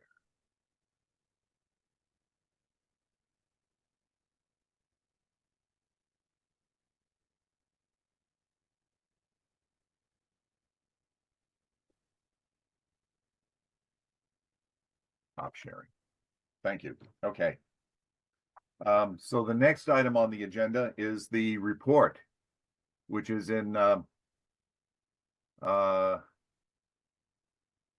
the second issue that we have to deal with there. Before we go through the report, I'm just going to quickly go through everything else that's on the agenda here. And I think we could polish those off quickly and then get back to the report, which frankly, it needs a lot more work before it's ready to go. So, first of all, on the presentation, do I have a motion that I can submit this to Marlene and to the select board for presentation for the inclusion in the agenda and presentation next week? So moved. Okay, Wendy moves. Any second? Second, Okay. All those in favor of sending this off as final for presentation and adding to the select board agenda, say aye. aye. Aye. Okay. Any opposed? Nobody's opposed. Okay. And again, with your permission, I'm going to move forward and just go through items C through K relatively quickly. I think we can get through those. The one item I am aware of is that with regard to the Technology Council, is that they did send off a letter to the both arms of the legislature supporting the One Touch Make Ready bill. Other than looking at it, we did not participate in that. Brian, anything else to add on that, on the Tech Council? They finalized the letter we had been talking about that was about to be final to MBI about speed testing Cape-wide, largely echoing the concerns that Bourne shared before to MBI during the comment period. Okay, presumably they have sent that off. That's kind of out of our hands. Jed, you're just getting back in the saddle. So again, the one thing that we do know is that Falmouth is not going to move forward with hiring a manager, at least for the time being. Oh, where did we hear that? While you were out, that was in the minutes. That was last week. Brian, So where did you get that info? They emailed me. Oh, interesting. So all I've saw, they did have a meeting at the end of last week, and the agenda included mainly preparing for the town meeting. The MLP has to give a presentation at the town meeting. So they're trying to put together their, what they think their plan's going to be based on the RFI. Okay. So when is town meeting for them? When is their Good question. I had assumed May. Yeah. It'd be interesting. Wendy, when you're there next Tuesday night, if you could contact Mr. Patterson or anybody else and see if we can get an advanced copy of what their plan is. Oh, Yeah, according fat to chance. according to their agenda, Bob, they don't have a plan. The agenda item is to discuss potentially having a plan maybe in the future. Okay. So no activity on any of these grant availability or anything like that, or did There's nothing on the agenda. They haven't posted any minutes since January 18th, and nothing on the agenda about moving forward with any grants. Okay. Well, as we've noted with some regularity, they've pretty much put everything into executive session. So even if they did discuss it, we'll never know. Okay.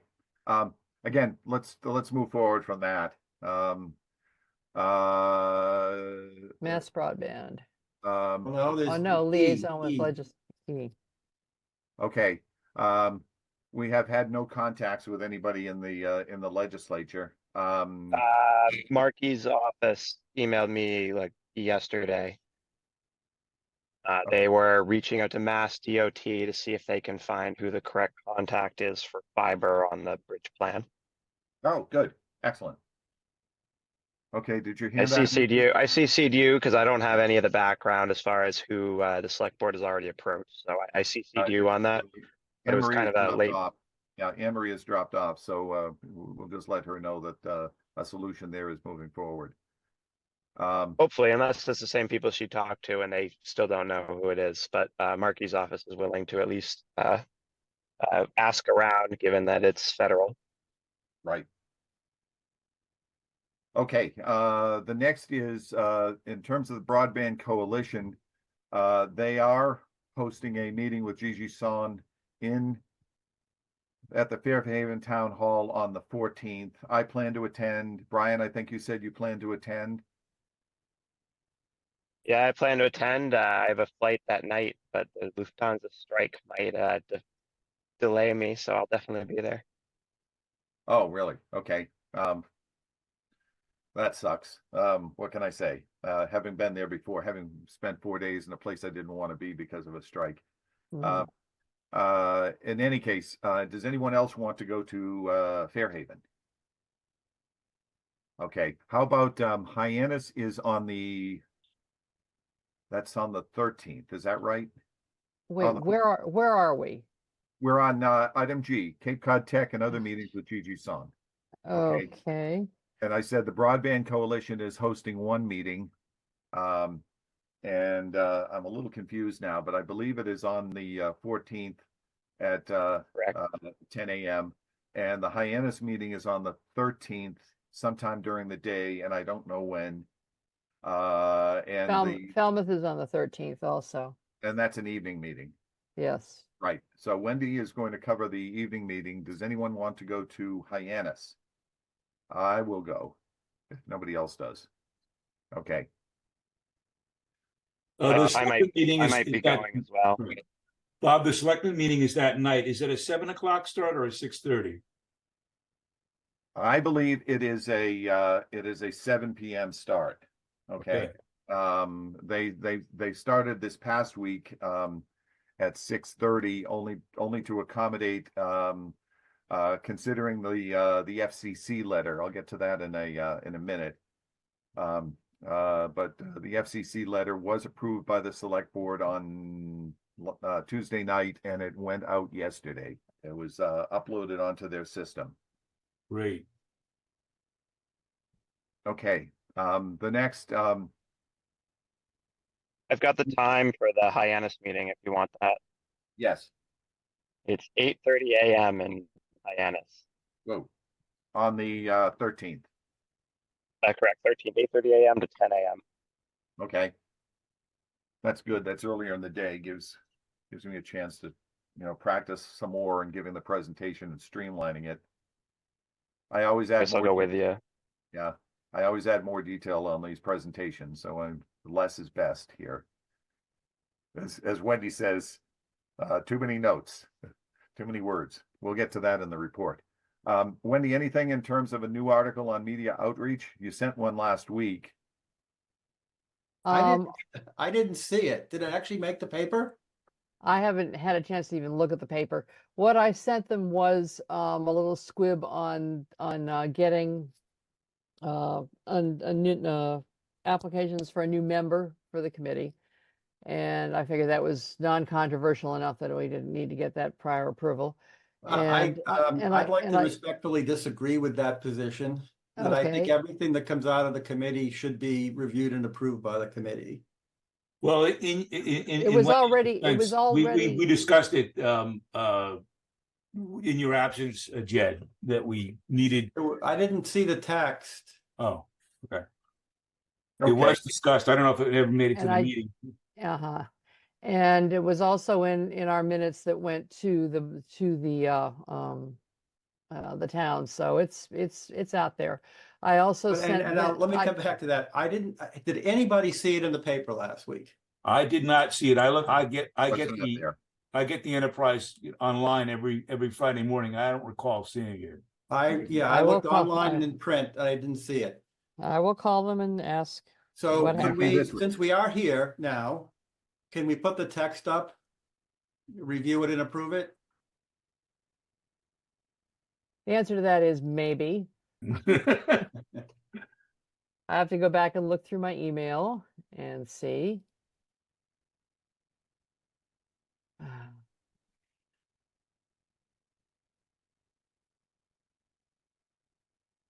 While I'm looking, I also looked for, or I also sent them our last couple of sets of minutes so they could take off from those. Those are in the public record, so there's no really decision on that. When would I have sent this? Oopsie doo. Here we go. Not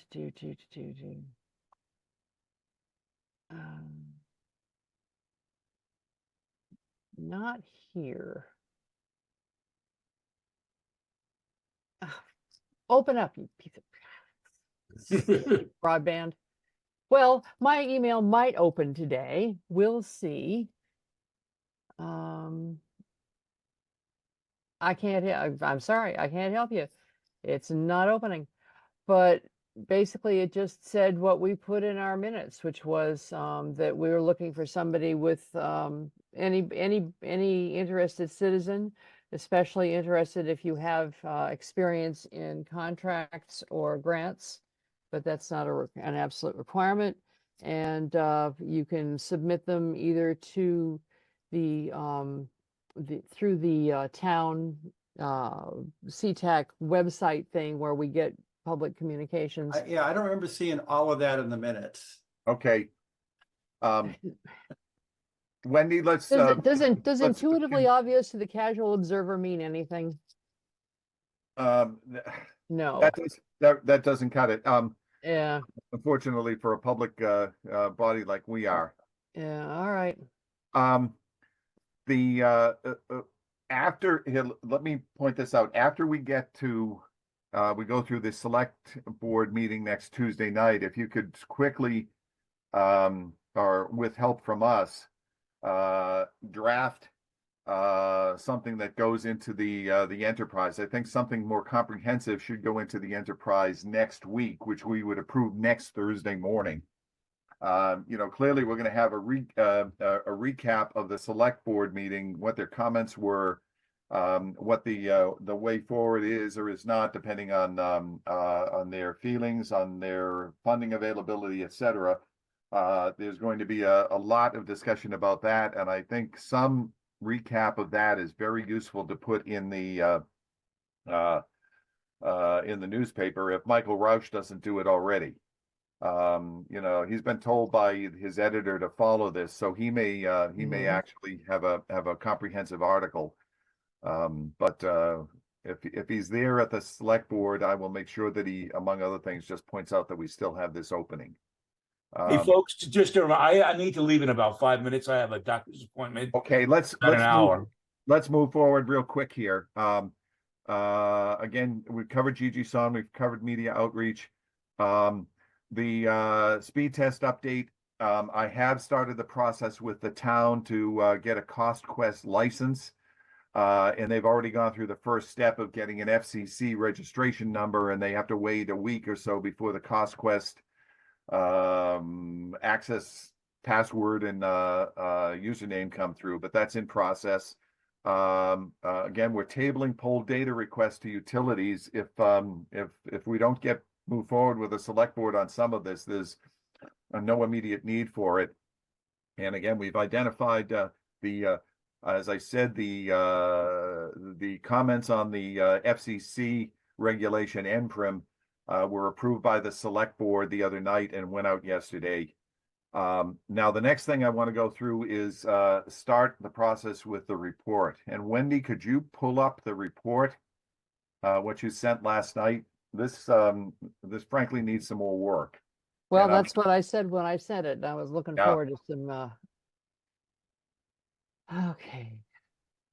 I didn't understand what you just said about the poll data request. You said that was tabled, but then you said something was approved by whom? No, until if there's no point in going asking for detailed information on the poll data if we have no way to use it. If we don't have something that looks like a high level engineering study that's in the works. We can ask for that anytime we get to the point where we actually are going to use the data. Right. In other words, if the town approves us say, Mhm. getting an initial report from Tilson, for example, as Falmouth did, then we could easily go ahead and say, okay, well, this is in the process. We would like this information because it will save the town a great deal of money. Right. And if they say Okay. we're not going to do that, or we don't have the money, or we have to wait till the fall town meeting or whatever, there's no point in bothering the utilities for information Okay. we cannot immediately use. Okay, got it. Thank you. All Okay. right, now, where were we? We were. Um, Yeah. Tony is leaving, Brian is leaving, and And I've got to and- leave. and John is leaving. So we may not be able to do much with this this report. Certainly, anything to the point where it's approved. We can maybe clean up a draft and give it to Anne Marie and maybe give it to MJ to look at and just say, look, we need more time on it. Period. I just I don't did see- send I did send it out to everybody. Oh, I got it. Yeah. Okay. Do you want to pop that up very quickly before everybody leaves? Let's think of an agenda for next week, and I think the most important is going to be a debrief on the select board meeting. Just a review of what their comments are and what the ways forward might be. There's that. Right here. Right, and do you want to do that first, or do you want to do that? I got, so the MBI stuff was listed first for today, but we can move it down. Yeah, I think we'll do that. We'll also probably we need a debrief on the meeting, a debrief on any meetings with Gigi Song. Yeah. We'll have attended 3 of those. That pretty much I think is going to consume the entire. Okay, so what order do you want to do them, Bob? Well, our way forward completely depends on what the select board decides. Got it. So we ought to discuss that first. Okay, The next thing is, and the fallout of that includes maybe, preparing, who knows, if they approve a school speed test, then, come up with some kind of a bid spec. So, that will directly fall out of that. We can include all of that under that umbrella. And the second item is review and look for a summary, and then look for opportunities that result from the meeting with Gigi Song. And Okay.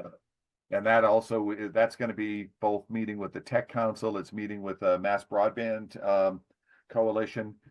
And that pretty much is everything that is on the agenda. And I would just instead of going through the other items where there's frankly not a lot of activity, our entire future depends on how the select board. Okay. feels what our- about the information from the information from MBI, public information from MBI, this one I here? would put that third, and I think instead of reviewing it, if we could come up with a plan to review it. How do we wade through that, and how do we use Okay. it?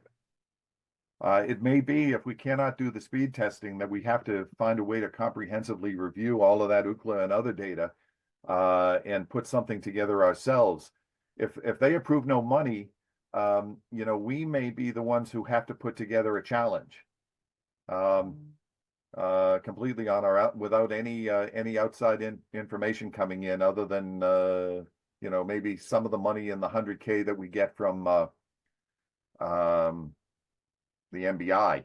Okay. I think in terms of the presentation, by the way forward is, we definitely want them to apply for that 100K grant, and we definitely want certainly the school speed testing to be one of the things that comes out of that. And I would fill up all of the other parts of it if we can. I would do a feasibility study in there too. I didn't mention that, but clearly 100K there. We can get Chromebooks for the library. We can provide maybe more hotspots for the library. We can do a number of other things, but it depends on what the DEI plan says. But speed testing and a feasibility study, I think, can both be done under that grant. Okay. So Okay, folks, I've got to run. Do we have enough of a quorum to close the meeting if necessary? If I yeah, leave? we can adjourn, and Bob and I could work on the agenda. Okay. Okay, Well, if you want to take 1 second I'm gonna just paste this on top of this thing I just screen shared so you can read it, but it's not obviously gonna live there. Can you read that okay? Yeah, yep.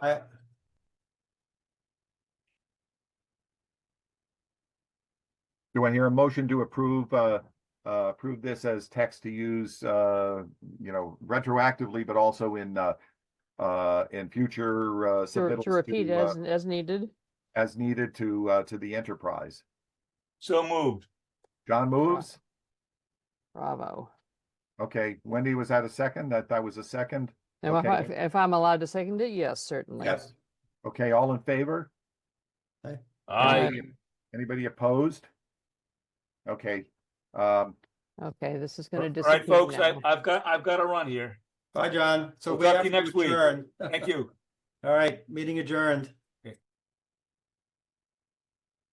Okay. Oh, no, we Okay. still have 4. I'm sorry, Brian's still there. We still have 4. Brian is here. Brian's here. He's got a hard stop at 10 All right. also. So, but We're still good. looking through this, again, This is basically an outline. I can put in a ton of more text if you want it. that would be a good start. I think, just, you can pull whatever you want. We've modified some of oh, look at that. You got the populations in there. Yeah, I mean, did. it's all the changes that we made to the presentation today have to go folded into this document. Okay, that's easy enough to do. Now, let me save this, and I'm going to send this out to everybody, but I'm also going to send this immediately to, Okay, this is unamended as per today's alterations. And I Right. already sent Oh, this out to everybody already. No, Right, there's a but lot what of stuff. There's a lot of stuff in here we discussed today on Bob's I understand presentation that. that are not there. Yeah. I understand that. Bob, can you send me a copy of your slides as they are extant right now, and I can update this per those? Yes, I will. I'll get that out shortly, right after the meeting. I'm also going to send that Okay. directly off to the select board and to I guess it goes to Marlene, and just say, here's the presentation for the select board meeting, and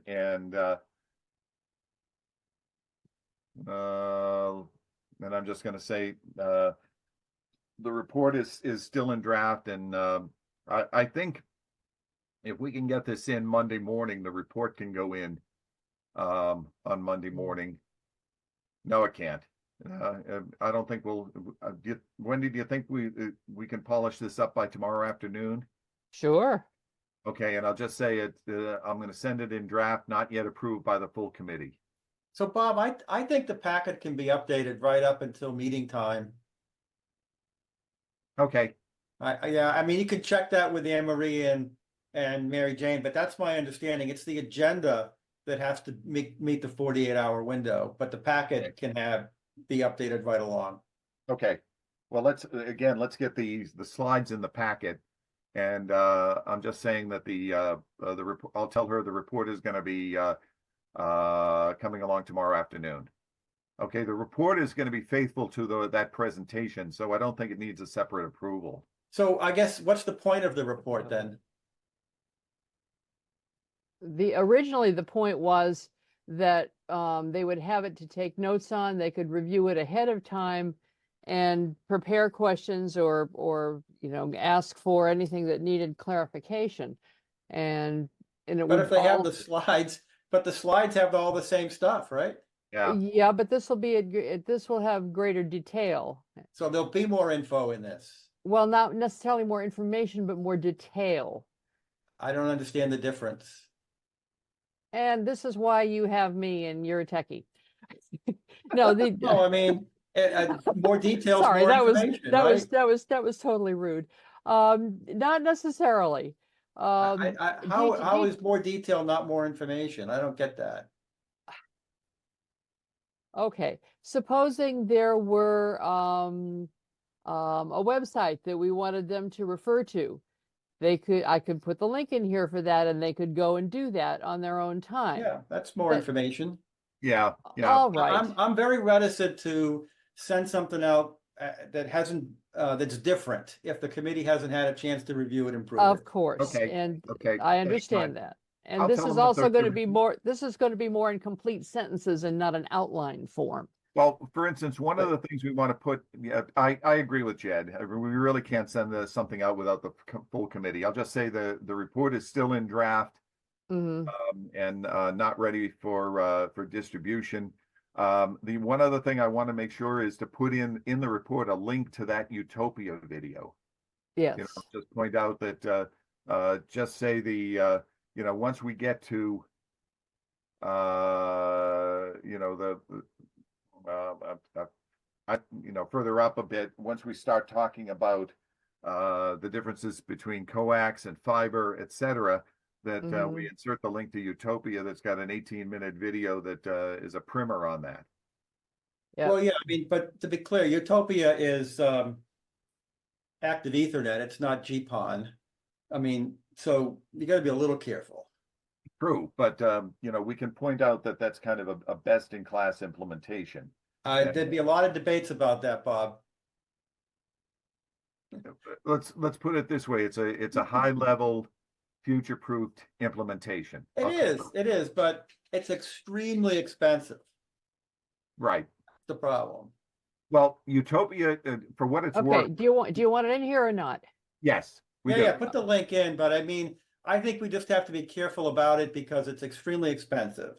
Right. We'll just point out that this is a very expensive, but you know, for what it's worth, at least in the towns that they're operating, they're offering it for $45. You know, the ISPs are offering full service for $45 a month. Mhm. Except, but that doesn't include, Bob, it's the 25 a month you have to pay to the town. For the actual infrastructure. You're right. Yeah, Okay. so it's actually more expensive than Taunton, it's more expensive than Concord. Right. Okay, good I point. was looking at this more as an information as to how does it work rather than getting into costs per se. Right. Because you know, if they can't conceive of how it even works or would serve anybody, there's no point to them asking about what I it get would that, cost. but I don't think it's a very good example. I mean, I think Taunton Okay, is you got a much better better one? at it. If you have a better one, spit it out. Unfortunately, Taunton doesn't have a nice video like Utopia does. Okay. Do Well, they have a just website? Do they have a website? They do. See, the difference is that with GPON, you Mhm. don't have a big building. You have a cabinet that's 6 feet by 6 feet. So that's, you know, that's the big difference. And so there's no need for a video. You just take a picture of the cabinet. Okay, but I think the website has some details on implementation and neighborhood and always say, Yes. that kind of Yes. stuff. yeah, Yes. just say that this generally is how a fiber system works. Note that the committee is not recommending this implementation at this time, period. Okay. Just for general information on how a system works. Yeah. Okay, anything else? For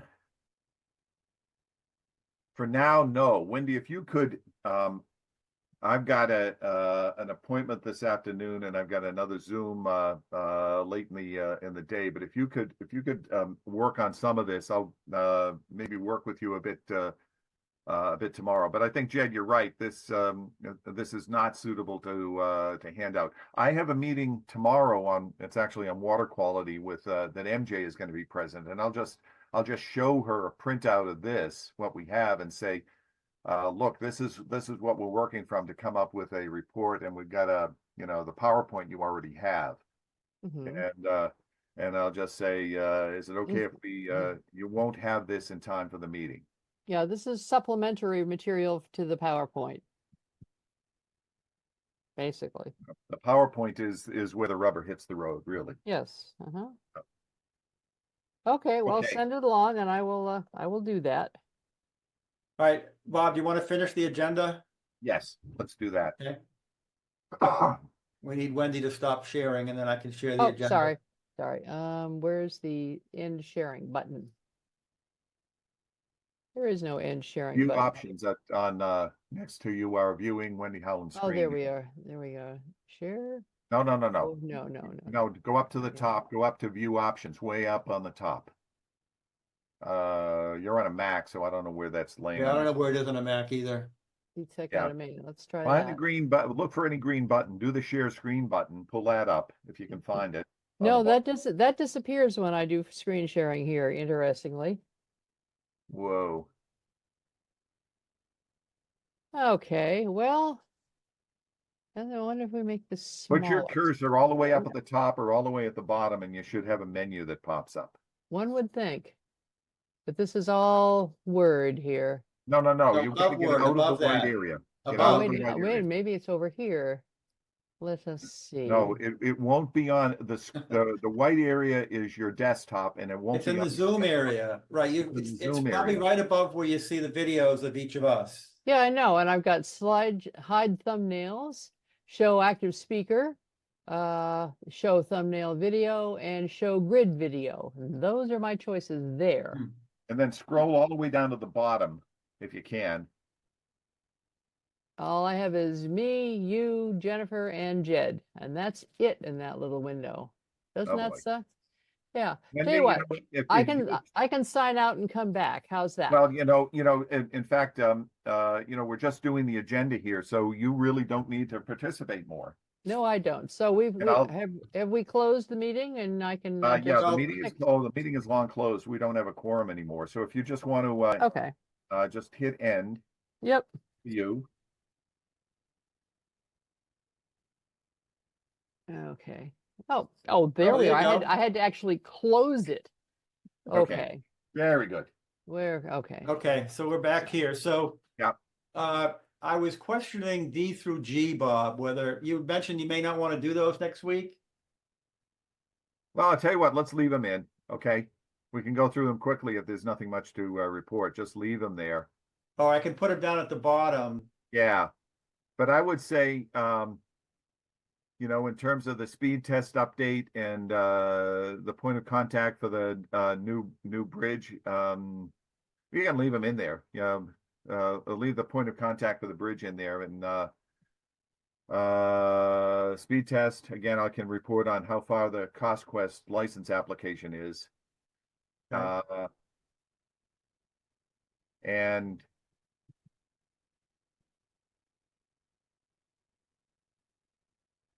that looks good to me, Jed. Okay. Sounds good. I'll send it out to Maria as soon as we sign off here. Okay, and I will. I'm going to send the presentation in a minute to everybody, and then in a little bit I'll send an email of the presentation, the PowerPoint. I'm going to do the PowerPoint. I'm going to do both as a PPT and also as a PDF or whatever. Yeah, they I need. think that's very helpful doing everything as PDF as an option. Yeah, Mhm. I'll give it to both. I know Marlene will have the PPT up and running when we get there Tuesday. Okay, folks. All Very right. good. Thank See you you. Tuesday night. Very good. Thanks. Send that along. Talk to you later. Bye. Bye-bye.